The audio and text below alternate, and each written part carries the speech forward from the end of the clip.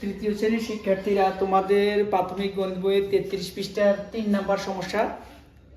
নাজবা বেগম 1560 টাকা নিয়ে বাজারে গেলেন। নাজবা বেগম 1560 টাকা নিয়ে কোথায় গেলেন? বাজারে গেলেন। তিনি 975 টাকা খরচ করলেন।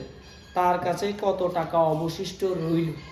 কথাটা খেয়াল করো। তোমরাও বাজারে যাও, তুমি 1000 টাকা নিয়ে বাজারে গেছো, তুমি 800 টাকা খরচ করছো, বিভিন্ন সবজি টবজি কিনছো। এখন তোমার কাছে আর কত টাকা আছে? কত টাকা আছে? 200, হয়তো বলতে ফেলছে। তাহলে কাজটা কি করছো? তুমি 1000 থেকে 800কে কি যোগ করছো না বিয়োগ করছো? কি করছো? আমার কাছে আছে 1000 টাকা, আমি 800 টাকা খরচ করে ফেলছি।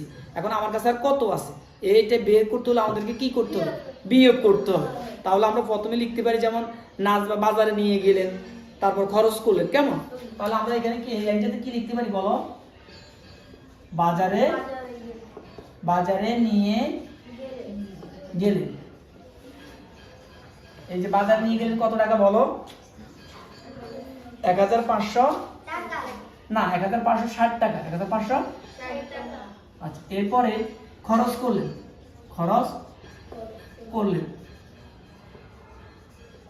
হ্যাঁ, এবার খরচ করলেন কত টাকা বলো? 975 টাকা অবশিষ্ট রইল। এখন আমরা এখানে লিখব অবশিষ্ট।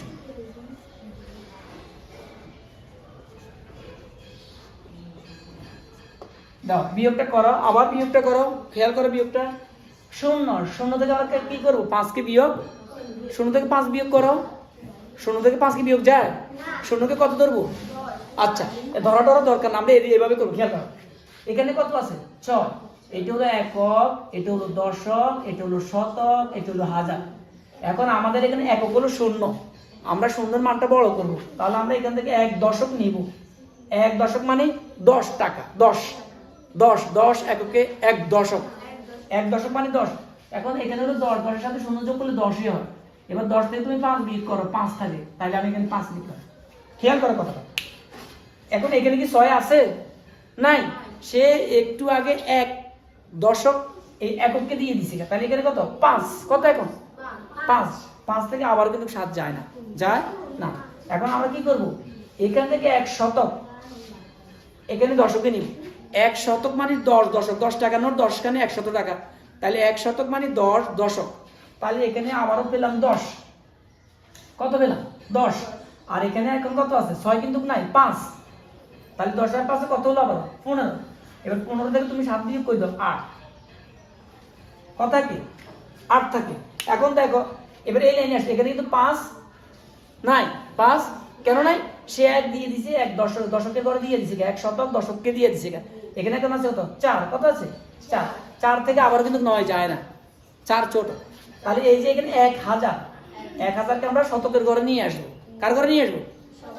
তাহলে এখানে 1000 যখন শতকের ঘরে যাবে, তখন 1000 আর 1000 থাকবে, সেটা হবে 10 শতক।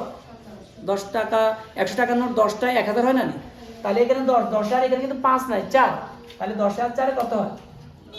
14। এখন 14 থেকে তুমি এবার 9 বিয়োগ করে দাও, কত থাকে? 5। কত থাকে? 5।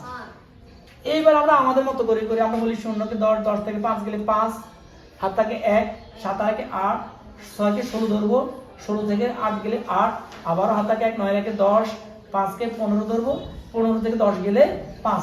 আমরা এইভাবে করি। কেমন? ঠিক আছে? যে ওইটাই ভালো, তোমরা যে বুঝতে পেরেছ। তাহলে উত্তরটা অবশ্যই কত টাকা রইল বলো? 585 টাকা।